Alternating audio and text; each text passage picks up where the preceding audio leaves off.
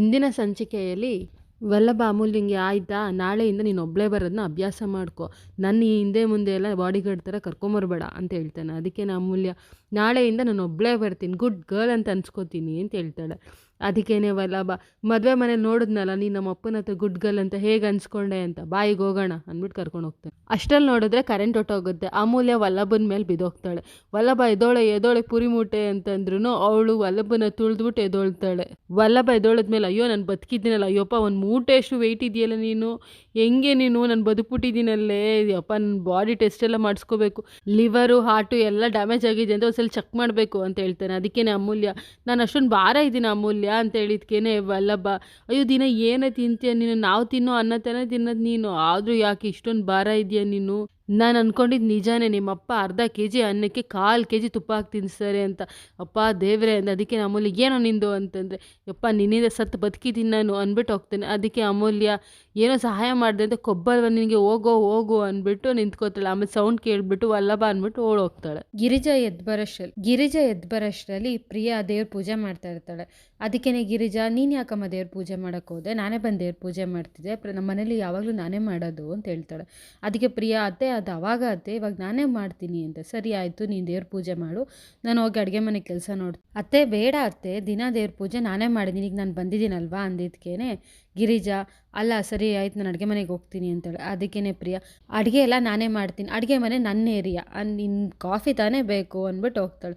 ಗಿರಿಜಾ ಪ್ರಿಯಾ ಅಂತ ಕರೆದ್ರೂ ಅವಳಿಗೆ ಏನು ಕೇಳಿಸ್ಕೊಳ್ದಿರಂಗೆ ಹೋಗ್ತಾಳೆ. ಗಿರಿಜಾ ಅದಕ್ಕೇನೆ, ಅಲ್ಲ ದೇವ್ರೆ, ನನ್ನ ದೇವ್ರ ಮನೆ ಹೇಗೋ ಅದೇ ಅಡುಗೆ ಮನೆಯೂ ಹಾಗೇನೆ, 30 ವರ್ಷದಿಂದ ನಾನು ಅಡುಗೆ ಮಾಡ್ತಾ ಬಂದಿದ್ದೀನಿ, ಒಂದೊಂದು ಅಡುಗೆ ಮನೆ ಬಾಕ್ಸ್ಗಳ ಸಮೇತ ನಂಗೆ ಸಂಬಂಧ ಇದೆ, ನನ್ನ ಅಡುಗೆ ಮನೆಗೆ ನನ್ನ ಬರಬೇಡ ಅಂತೇಳ. ಇದು ಸರಿನಾ ದೇವ್ರೆ, ನಾನಂತೂ ಕೋಪದಲ್ಲಿ ಕಿರ್ಚಾಡ್ಬಿಟ್ಟು ಬೇಜಾರು ಮಾಡ್ಕೊಬೇಡ ಅಂತ ಅಂದ್ಕೊಂಡು ಮನಸ್ಸಲ್ಲೇನೆ ನನ್ನ ಬರಬೇಡ ಅಂತೇಳಿ, ನಮ್ಮ ಯಜಮಾನ್ರು ಬರಲಿ ಇರೋ ಅಂತ ಅಂದ್ಕೊಂಡು ಗೋಣಿಕೊಂಬಂದು ಗಿರಿಜಾ ಬಂದು ಡೈನಿಂಗ್ ಟೇಬಲ್ ಮೇಲೆ ಕೂತಿರ್ತಾಳೆ. ಅವಳನ್ನ ನೋಡ್ಬಿಟ್ಟು ಮೀನಾ, ಅತ್ತೆ ಎಲ್ಲೋ ಸೀದೋಗಿರೋ ಸ್ಮೆಲ್ ಬರ್ತಿದೆ ಅಂತೇಳಿ. ಗಿರಿಜಾ ನೋಡಿದ ತಕ್ಷಣ, ಅಯ್ಯೋ ಇಲ್ಲ, ಬೆಳಗ್ಗೆನೇ ಮೂಡ್ ಆಫ್ ಮಾಡ್ಕೊಂಡು ಕೂತಿದ್ರಲ್ಲ ಯಾಕತ್ತೆ ಅಂತ ಕೇಳಿದ್ಕೇನೆ ಗಿರಿಜಾ, ಮೀನಾ ಆ ಪ್ರಿಯಂಗೆ ಎಷ್ಟು ಕೊಬ್ಬು ಗೊತ್ತಾ, ಈ ಮನೇಲಿ ನಮ್ಮ ಯಜಮಾನ್ರು ಮನೆ ಕಟ್ಸ್ಬೇಕಾದ್ರೆ ಇನ್ನು ನನಗೆ ವಯಸ್ಸಿದ್ರು, ನಾನೇ ಖುದ್ದಾಗಿ ನಿಂತು ಅಡುಗೆ ಮನೆಗೆ ಬರಬೇಕು, ಹೇಗಿರಬೇಕು ಅಡುಗೆ ಮನೆ ಅಂತ ಅಂದ್ಬಿಟ್ಟು ಮಾಡಿಸಿದ್ದೆ. ದೇಹದ ಹಿಡಿದ್ರೆ ಹೋಗಿ ಮಲ್ಕೋತೀವಿ, ಆದರೆ ನನ್ನ ಮನಸ್ಸಿಗೆ, ನಾನು ಅಡುಗೆ ಮನೆಗೆ ಹೋಗಿಲ್ಲ ಅಂದರೆ ನನ್ನ ಮನಸ್ಸೇ ಸಮಾಧಾನ ಆಗಲ್ಲ, ಆಗಲೇ ನನಗೆ ಸಮಾಧಾನ ಆಗೋದಲ್ಲ ಹೋದ್ರೇನೆ, ಅಂಥ ಜಾಗಕ್ಕೆ ನನ್ನೇ ಬರಬೇಡ ಅಂದ್ಬಿಡ್ತಾಳೆ ಕಣೆ ಅವಳು.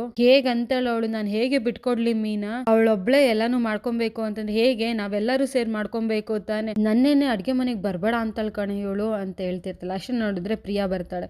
ಮೀನಾ ಅವರೇ, ಒಂದು 2 ನಿಮಿಷದ ಮುಂಚೆ ಬಂದಿದ್ರೆ ನಿಮಗೂ ಕಾಫಿ ಮಾಡ್ತಿದ್ನಾ ಅಂತಾಳೆ. ಅದಕ್ಕೆ ಮೀನಾ, ಪರವಾಗಿಲ್ಲ ನಾನು ಮಾಡ್ಕೊಂಡು ಕುಡಿತೀನಿ ಬಿಡಿ ಆಮೇಲೆ ಅಂದಾಗ, ಬೇಡ ಅಡುಗೆ ಮನೆಗೆ ನೀವು ಯಾರು ಕಾಲಿಡಂಗಿಲ್ಲ, ನಾನೇ ಕಾಫಿ ಮಾಡ್ಕೊಂಬರ್ತೀನಿ ಅಂದ್ಬಿಟ್ಟು ಹೊಟ್ಟೋಗ್ತಾಳೆ.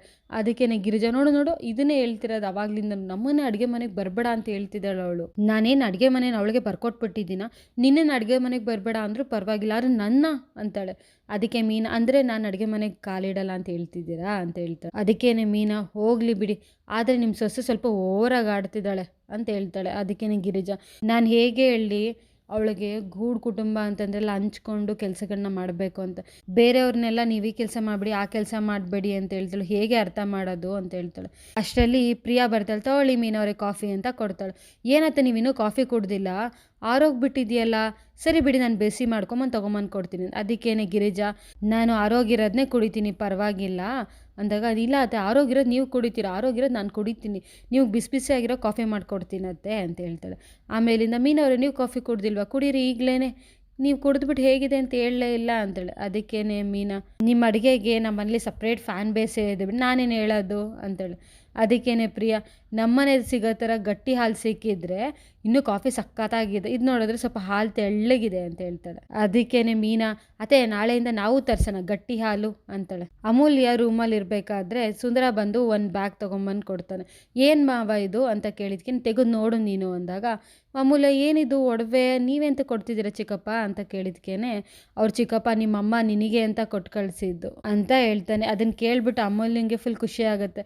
ಚಿಕ್ಕಪ್ಪ ನನ್ನ ಅಮ್ಮನ ಕೊಟ್ಟು ಕಳಿಸಿದ್ರು, ನಿಜ ಹೇಳ್ತಿದ್ದೀರ, ಅಮ್ಮ ಅಂದರೆ ನನಗೆ ಕ್ಷಮಿಸ್ಬಿಟ್ಟಿದ್ದಾರಾ, ಅಮ್ಮ ನನ್ನ ಜೊತೆ ಮಾತಾಡ್ತಾರಲ್ವಾ ಅಂತಾಳೆ. ಅದಕ್ಕೇನೆ ಸುಂದರ, 1 ನಿಮಿಷ ಇರೋ ಅಮೂಲ್ಯ ಅಂದ, ನಿಮ್ಮಮ್ಮ ಒಡವೆ ಕಟ್ಟು ಕಳಿಸಿರೋದು ನಿಜ, ಅಂದರೆ ನೀನು ಕ್ಷಮಿಸಿದ್ದಾರೆ ಮಾತಾಡ್ತಾರೆ ಅಂತಲ್ಲ, ಅದಕ್ಕೆಗೆ ನಿನ್ನ ಮೇಲೆ ಸಿಟ್ಟಿರೋದ್ರಿಂದ ಅವ್ರು ಮಾತಾಡೋದಿಲ್ಲ, ಆದ್ರೂ ಮಗಳು ಅನ್ನೋ ಮಮಕಾರ ಇದ್ದೇ ಇದೆ. ನನ್ನ ಮಗಳಿಗೇನು ಕಮ್ಮಿ ಆಗಬಾರ್ದು, ನನ್ನ ಮಗಳು ಕುತ್ತಿಗೆ ಕಾಲಿರಬಾರ್ದು ಅಂತ ಕೊಟ್ಟು ಕಳಿಸಿದ್ದಾರೆ. ಅದಕ್ಕೇನೆ ಅಮೂಲ್ಯ ಅಂದರೆ ಅಮ್ಮನ ಮನ್ಸು ಇನ್ನೂ ಕರಗಿಲ್ವ ಚಿಕ್ಕಪ್ಪ ಅನ್ನೋದಕ್ಕೆ, ಅದಕ್ಕೆ ಮನ್ಸು ಇಷ್ಟಾದರೂ ಕರಗಿದೆ ಅಂದರೆ ಮುಂದೆ ಕರಗತ್ತೆ.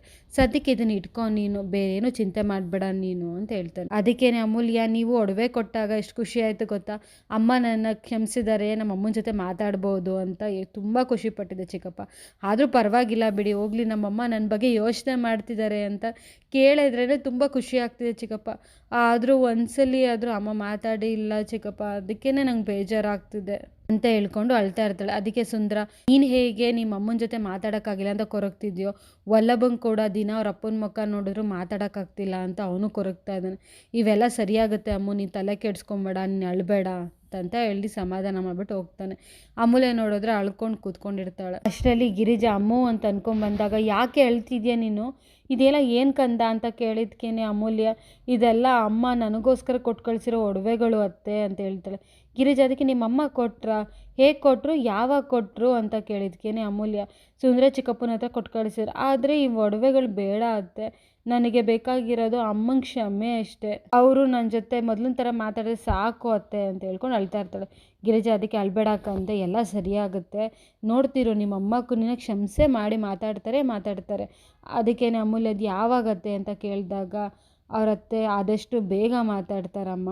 ಅದಕ್ಕೇನೆ ಅಮೂಲ್ಯ, ನನಗೆ ಒಡವೆಗಳು ಬೇಡ ಅತ್ತೆ, ವಾಪಸ್ ಕೊಟ್ಬಿಡ್ತೀನಿ ಅಂತ ಹೇಳಿದ್ಕೇನೆ ಅತ್ತೆ, ನೀನು ವಾಪಸ್ ಕೊಟ್ಟರೆ ಅವ್ರು ನಿಮ್ಮಮ್ಮ ಫುಲ್ ಬೇಜಾರು ಮಾಡ್ಕೊಂಬಿಡ್ತಾರಮ್ಮ, ನಿನ್ನ ಮೇಲೆ ಎಷ್ಟೇ ಬೇಜಾರಿದ್ರೂ ಒಡವೆಗಳು ಕೊಟ್ಟು ಕಳಿಸಿದಾರಮ್ಮ, ನೀನೀಗ ವಾಪಸ್ ಕೊಟ್ಟು ಅವ್ರು ಎಷ್ಟು ಬೇಜಾರು ಮಾಡ್ಕೋತಾರೆ. ಆದರೆ ನನಗೊಂದು ಅರ್ಥ ಆಗ್ತಿಲ್ಲ, ನಿನ್ನ ಅಣ್ಣ ಮಾಡಿಸಿದ ಒಡವೆಗಳನ್ನ ಹುಡುಗ ಎತ್ಕೊಂಡು ಹೋದ್ಮೇಲೆ ಈ ಒಡವೆ ಯಾವುದೇ ಅಂತ ಕೇಳಿದಾಗ, ಇದೆಲ್ಲ ಅಮ್ಮನ ಒಡವೆಗಳತ್ತೆ ಅಂತ ಹೇಳ್ತಾರೆ. ಅದಕ್ಕೇನೆ ಗಿರಿಜಾ, ಅಂದರೆ ಅದಕ್ಕೆ ಒಡವೆನಾ ಅಂತ ಕೇಳಿದಾಗ ಅಮೂಲ್ಯ ಹ್ಞೂ ಅಂತ ಹೇಳ್ತಾಳೆ. ಅದನ್ನು ನೋಡಿಬಿಟ್ಟು ಗಿರಿಜಾ, ನಿಮ್ಮಮ್ಮ ನೋಡು ಕಣ್ಣು ತಪ್ಪಿಸ್ಬಿಟ್ಟು ನೀನು ಒಡವೆ ಕೊಟ್ಟು ಕಳಿಸಿದ್ದಾರೆ, ನೀನು ಒಡವೆಗಳನ್ನ ಹಾಕೋಮ್ಮ, ನಿಮ್ಮಮ್ಮ ಈಗ ವಾಪಸ್ ಕೊಟ್ಟರೆ ಅವ್ರು ಬೇಜಾರು ಮಾಡ್ಕೋತಾರೆ, ಅಟ್ಲೀಸ್ಟ್ ನೀನು ಹಾಕ್ಕೊಂಡ್ರೆ ಫುಲ್ ಖುಷಿ ಪಡ್ತಾರೆ ಅವರು ಅಂತ ಹೇಳ್ತಾಳೆ. ಅದಕ್ಕೆ ಅಮೂಲ್ಯ, ನಮ್ಮಮ್ಮ ನನ್ನ ಮಾತಾಡಿಸ್ತಾರಲ್ವ ಅತ್ತೆ ಅಂದಾಗ ಗಿರಿಜಾ, ಅದಕ್ಕೇನೆ ನಿನ್ನ ಮೇಲೆ ಯಾರು ಕೋಪ ತೋರ್ಸೋಕ್ಕಾಗತ್ತೆ, ನೀನು ನನ್ನ ಪುಟ್ಟು ಕಂದ ಕಣಮ್ಮ, ನಿನ್ನ ಮೇಲೆ ಯಾವತ್ತೂ ಯಾರಿಗೂ ಕೋಪ ಬರಲ್ಲ, ನಿಮ್ಮಮ್ಮ ನಿನ್ನ ಮಾತಾಡಿಸ್ತಾರೆ, ನೋಡ್ಕೋಬೇಕಾದ್ರೆ. ಆದರೆ ಒಂದು ಮಾತಮ್ಮು, ಈ ಒಡವೆಗಳನ್ನ ನೀಟಾಗಿ ಇಟ್ಕೊ, ನಮ್ಮಲ್ಲಿ ನಮ್ಮ ಯಜಮಾನ್ರಿಗೆ ಗೊತ್ತಾದರೂ ಇಲ್ಲ ನಿಮ್ಮ ಅಪ್ಪಂಗೆ ಗೊತ್ತಾದ್ರೂ ಒಂದು ಜಗಳನೇ ಆಗೋಗುತ್ತೆ, ಇದನ್ನೆಲ್ಲ ಹುಷಾರಾಗಿ ನೋಡ್ಕೊ ಆಯಿತಾ ಅಂತ ಹೇಳ್ತಾಳೆ. ಅದಕ್ಕೆ ಅಮೂಲ್ಯ ಆಯಿತು ಅತ್ತೆ ಅಂತ ಹೇಳ್ತಾಳೆ. ಪ್ರಿಯಾ ಪಾಯಸ ಮಾಡಿದ ತಕ್ಷಣವೇ, ಅಯ್ಯೋ ಪಾಯಸ ಮಾಡಿದೆ, ಇದನ್ನು ತೊಗೊಂಡು ನಮ್ಮ ಯಜಮಾನ್ರಿಗೆ ಕೊಡಬೇಕು ಅಂತ ಹೇಳ್ತಾಳೆ.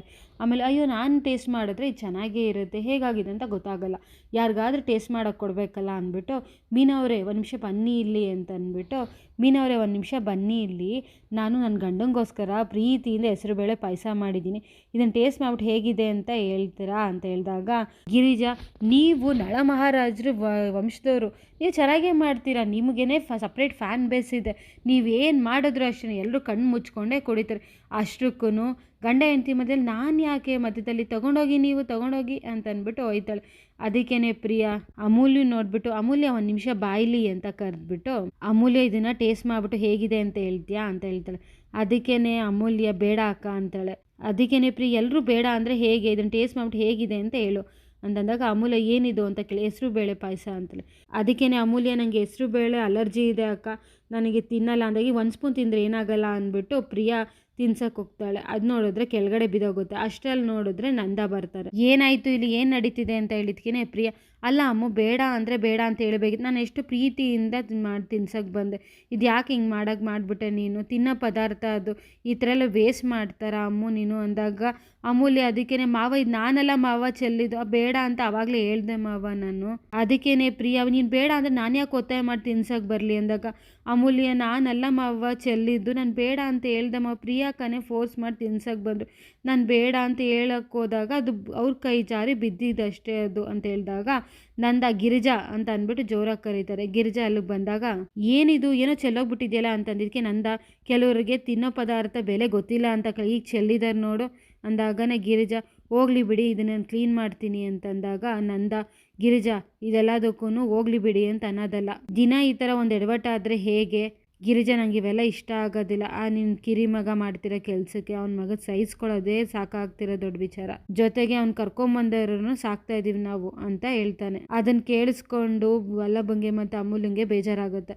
ಆಮೇಲೆ ನಂದ ಇಲ್ಲಿರೋರಿಗೆ ಅನ್ನದ ಬೆಲೆ ಗೊತ್ತಿದ್ರೆ ಸಾಕು, ಅದನ್ನ ಹೇಳ್ಬಿಡು ಸಾಕು ನೀನು ಅಂತ ಹೇಳ್ತಾನೆ. ಅಮೂಲ್ಯ ಗಿರಿಜನ ಹತ್ರ ಓಡೋಗ್ಬಿಟ್ಟು ಅತ್ತೆ ನಾನು ಬೇಕು ಅಂತ ಮಾಡಿಲ್ಲ ಅತ್ತೆ ಅಂತ ಹೇಳ್ತಾಳೆ. ಗಿರಿಜಾ ಅದಕ್ಕೆ ಹೋಗ್ಲಿ ಬಿಡು ಕಂದ, ಅವ್ರು ನಿನ್ನ ಬೈದ್ರ ಅದಿನ ಬೈಗಳನ್ನೇ ಅಲ್ಲ ಅಮ್ಮು, ಅವ್ರು ನಿನ್ನ ಒಳ್ಳೇದಕ್ಕೆ ಹೇಳಿರ್ತಾರೆ ಬಿಡು ಅಮ್ಮು. ಅದಕ್ಕೇನೆ ಪ್ರಿಯಾ ನಾನು ಕೊಟ್ಟಾಗ ಒಂದೇ ಒಂದು ಸ್ಪೂನ್ ತಿಂದಿದ್ಯಾ, ಇವೆಲ್ಲ ಆಗ್ತಾನೆ ಇರೋದು, ಅದು ಸುಮ್ಮನೆ ಅನ್ಯಾಯವಾಗಿ ಬೈಸ್ಕೊಂಡಲ್ಲ ನೀನು ನೋಡಿದ್ರೆ ಅಯ್ಯೋ ಅನ್ಸುತ್ತೆ ನನಗೆ, ಪಾಪ ಅನಿಸುತ್ತೆ ಅಂತ ಹೇಳ್ತಾಳೆ. ಅದಕ್ಕೆ ಗಿರಿಜಾ ಹೋಗ್ಲಿ ಬಿಡು ನಾನು ಕ್ಲೀನ್ ಮಾಡ್ತೀನಿ ಅಂದಾಗ, ನೀವು ಹೋಗ್ಲಿ ಅತ್ತೆ ಪರವಾಗಿಲ್ಲ ನಾನು ಕ್ಲೀನ್ ಮಾಡ್ತೀನಿ ಅಂದಾಗ ಗಿರಿಜಾ ನಾನು ಕ್ಲೀನ್ ಮಾಡ್ತೀನಿ ಬಿಡು ಪರವಾಗಿಲ್ಲ ಅಂತೇಳಿ. ಅದಕ್ಕೇ ಪ್ರಿಯಾ ಅಷ್ಟರಲ್ಲಿ ಮಾವ ಕರಿತಿದ್ದಾರೆ, ನಾ ಅವ್ರಿಗೆ ಏನು ಬೇಕೋ ಏನೋ ನೀವು ಹೋಗಿ ಅತ್ತೆ ಅಂತ ಅಂತಾಳೆ. ಗಿರಿಜಾ ಅದಕ್ಕೆ ಅಲ್ಲಿಂದ ಹೋಗ್ತಾಳೆ. ಅಮೂಲ್ಯ ಕೋಪ ಮಾಡ್ಕೊಂಡು ಅಲ್ಲಿಂದ ಹೊಟ್ಟೋಗ್ತಾಳೆ. ಇಲ್ಲಿ ನೋಡಿದ್ರೆ ಸೂರ್ಯಕಾಂತ್ ಮನೆಯವರೆಲ್ಲರೂ ದೇವಸ್ಥಾನಕ್ಕೆ ಹೋಗೋಣ ಅಂದ್ಬಿಟ್ಟು ಎಲ್ಲರೂ ರೆಡಿಯಾಗಿರ್ತಾರೆ. ಸೂರ್ಯಕಾಂತ್ ಎಲ್ಲರೂ ಬಂದ್ರಾ ನೀವು ಅಂತ ಅಂದಾಗ ಹ್ಞೂ ಅಂತೇಳಿರ್ತಾರೆ. ಶ್ರೀಕಂಠ ನೋಡಿದ್ರೆ ನಾನು ದೇವಸ್ಥಾನಕ್ಕೆಲ್ಲೂ ಬರಲ್ಲ ಅಂದಾಗ, ದೇವಸ್ಥಾನಕ್ಕೆ ಬಾರಮ್ಮ ನೀನು ಅಂತಂದಾಗ, ಇಲ್ಲ ನಾನು ಫೋರ್ಸ್ ಮಾಡಿಬಿಡಿ ನಾನು ಎಲ್ಲೂ ಬರಲ್ಲ ಅಂತ. ಅದಕ್ಕೆ ಸೂರ್ಯಕಾಂತ್ ಸರಿ ಆಯಿತು ಅವ್ನು ಬರದೇ ಇದ್ರೂ ಪರವಾಗಿಲ್ಲ, ಅವನ ಹೆಸರು ಪೂಜೆ ಮಾಡಿದ್ರೆ ಆಯಿತು ಅಂತ ಹೇಳ್ತಾನೆ. ಆಮೇಲೆ ಸೂರ್ಯಕಾಂತ್ ತಿರುಗ್ಬಿಟ್ಟು ಅವನ ಹೆಂಡತಿ ಹತ್ರ, ನೀನೇನು ಕಲಾ ನಾವು ದೇವಸ್ಥಾನಕ್ಕೆ ಹೋಗ್ತಿದ್ದೀವಿ ಒಂದು ಒಡವೆ ಇಲ್ದೇನೆ ಬರ್ತಿದ್ಯಾ ಅಂತಂದಾಗ ಕಲಂಗೆ ಫುಲ್ ಗಾಬರಿ ಆಗುತ್ತೆ. ಅಷ್ಟರಲ್ಲಿ ಚಂದ್ರಕಾಂತ್ ಹೆಂಡತಿ, ಹೌದಕ್ಕ ನೀವು ಒಂದು ಒಡವೆನೂ ಹಾಕಿಲ್ಲ ಅಂತ ಹೇಳ್ತಾಳೆ. ಪೂಜೆಗೆ ಹೋಗ್ತಿದ್ದೀವಿ ಅದ್ರ ನೆಕ್ಲೆಸ್ ಹಾಕೋಬೇಕಲ್ವಾ, ನಿಮ್ಮ ಹತ್ರ ಒಡವೆ ಇಲ್ಲ ಅಂತಂದರೆ ನನ್ನ ಒಡವೆ ಕೊಡ್ಲಾ ಅಂತಂದಾಗ, ಸೂರ್ಯಕಾಂತ್ ಒಡವೆ ಇದೆ ಅಂದರೆ ಎಲ್ಲಿದೆ ಅಂದಾಗ ಕಲಾ ಲಾಕರಲ್ಲಿದೆ ಅಂತ ಹೇಳ್ತಾಳೆ. ಅದಕ್ಕೆ ಒಡವೆ ಮಾಡಿಸ್ಕೊಟ್ಟಿರೋದು ನೀನು ಹಾಕೊಳ್ಳಿ ಅಂತ, ನೀನು ಲಾಕರಲ್ಲಿ ಇಡೋಕ್ಕೆ ಅಂತೇಳಿ, ಅಷ್ಟೊಂದು ಒಡವೆ ಇದೆ, ನೀನು ಹಿಂಗೆ ಬಂದರೆ ಹೇಗೆ ಜನ ಹೇಗೆ ಅಂದ್ಕೊಳ್ಳಲ್ಲ ನನ್ನ ಮೇಲೆ, ಹೋಗಿ ಒಡವೆ ಹಾಕೋ ಬರೋಗು ಅಂತ ಹೇಳ್ತಾಳೆ. ಅದಕ್ಕೇನೆ ಕಲಾ, ಈಗ ಲಾಕರ್ ಓಪನ್ ಮಾಡಿ ಒಡವೆ ಹಾಕೊಳ್ಳೋದೆಲ್ಲ ಲೇಟ್ ಆಗುತ್ತೆ, ನಾನು ದೇವಸ್ಥಾನ ಹತ್ರ ಅಲ್ವಾ ಹೋಗಿ ಬರೋಣ ನಡಿ ಅಂದಾಗ ಸೂರ್ಯಕಾಂತ್ ಹಿಂಗೆ ಗತಿಗೆಟ್ಟವ್ರ ಥರ ಬರೋದೇನು ಬೇಕಾಗಿಲ್ಲ, ನಾನು ನಿನ್ನ ಜೊತೆ ಬರ್ತೀನಿ ಒಡವೆ ಬಾ ಅಂತ ಹೇಳ್ತಾನೆ. ಅದನ್ನ ಕೇಳಿಸ್ಕೊಂಡು ಕಲಂಗೆ ಮತ್ತು ಅವ್ರ ಅತ್ತೆಗೆ ಫುಲ್ ಶಾಕ್ ಆಗುತ್ತೆ. ಪ್ರಿಯಾ ಮಾಧವಂಗೆ ಪಾಯಸ ತೊಗೊಂಬಂದು ಕೊಟ್ಟಾಗ ಮಾಧವ ಕುಡಿದ್ಬಿಟ್ಟು ಅದ್ಭುತವಾಗಿದೆ ಇದು ಪಾಯಸ ಅಂತಾಳೆ. ಅದಕ್ಕೇನೆ ಪ್ರಿಯಾ, ಹೌದಾ ಅಷ್ಟೊಂದು ಚೆನ್ನಾಗಿದೆಯಾ ಅಂತ ಕೇಳ್ತಾಳೆ. ನೀನು ಒಂದು ಮನೆಗೆ ಪರ್ಫೆಕ್ಟ್ ಸೊಸೆ ಆಗೋಕ್ಕೆ ಹೇಗೆ ಬೇಕೋ ಹಾಗೆ ನಿಮ್ಮ ಅಪ್ಪ ಅಮ್ಮ ಹೇಳ್ಕೊಟ್ಟಿದ್ದಾರೆ, ತಗೋ ನೀನೊಂದು ಸ್ಪೂನ್ ಟೇಸ್ಟ್ ನೋಡು ಅಂತ ಅಂದ್ಬಿಟ್ಟು ಕೊಡ್ದೊಂಡು ಟೇಸ್ಟ್ ನೋಡಿಸ್ತಾರೆ. ಪ್ರಿಯಾ ಅದಕ್ಕೇನೆ ರೀ ನಿಮ್ಮ ಹತ್ರ ನಾನು ಏನೋ ಒಂದು ಕೇಳಬೇಕು, ನೀವು ತಪ್ಪು ತಿಳ್ಕೊಬೇಡ್ದು ಅಂದಾಗ ಮಾಧವ, ಏನು ಇವಳು ಮನೆಗೆ ಬಂದು 2ನೇ ದಿವಸಕ್ಕೆ ಹೀಗೆ ಕೇಳಲು ಅಂತ ಅನ್ಕೋಬೇಡ್ದು ಅಂತ ಹೇಳ್ತಾಳೆ. ಅದಕ್ಕೆ ಮಾಧವ, ನಾನು ನಿನ್ನ ಬಗ್ಗೆ ಅನ್ಕೋತೀನ ಅಂದಾಗ ಪ್ರಿಯಾ ಅದಕ್ಕೇನೆ ನಮ್ಮ ಅಪ್ಪನ ಸಾಲ ತೀರ್ಸೋಕ್ಕೆ ನೀವೇನಾದ್ರು ದುಡ್ಡು ಕೊಡ್ಬೋದಾ ರೀ ಅಂತ ಕೇಳ್ತಾಳೆ. ಅದಕ್ಕೆ ಮಾಧವ ಫುಲ್ ಶಾಕಲ್ಲಿ ಅವಳ ಮುಖ ನೋಡ್ತಾನೆ. ಮುಂದಿನ ಸಂಚಿಕೆಯಲ್ಲಿ ಮೀನಾ, ನಾನು ಟ್ರೈನಿಂಗ್ ಹೋಗ್ತಾ ಇದ್ದೀನಿ ಮಾವ ಅಂದರೆ ನೀನು ಒಬ್ಬಳೇ ಹೋಗ್ತಿದ್ಯಮ್ಮ ಅಂತ ಕೇಳಿದಾಗ, ಇಲ್ಲ ನಾನು ಅಂತ ಕೇಶವ ಹೇಳೋಷ್ಟರಲ್ಲಿ ವಲ್ಲಭ ಬಂದು, ತಗೊಳ್ಳಿ ಅಪ್ಪ ದುಡ್ಡನ್ನ ಅಂದ್ಬಿಟ್ಟು ದುಡ್ಡು ಕೊಡ್ತಾನೆ. ನಂದಂಗೆ ಫುಲ್ ಶಾಕ್ ಆಗುತ್ತೆ. ಅದಕ್ಕೇ ವಲ್ಲಭ, ಅಮ್ಮ ಇದು ನಂದು ನನ್ನ ಹೆಂಡ್ತಿದ್ದು ಇನ್ಮೇಲೆ ಆಗ ಖರ್ಚಿನ ದುಡ್ಡು, ತಿಂಗಳ ನಾನು 6,000 ರೂಪಾಯಿ ಕೊಡ್ತಾ ಹೋಗ್ತೀನಿ ಅಂತ ಹೇಳ್ತಾನೆ. ಅದನ್ನು ಕೇಳಿಸ್ಕೊಂಡು ನಂದಂಗೆ ಫುಲ್ ಶಾಕ್ ಆಗುತ್ತೆ. ಇಲ್ಲಿಗೆ ಈ ಸಂಚಿಕೆ ಮುಕ್ತಾಯ ಆಗುತ್ತೆ.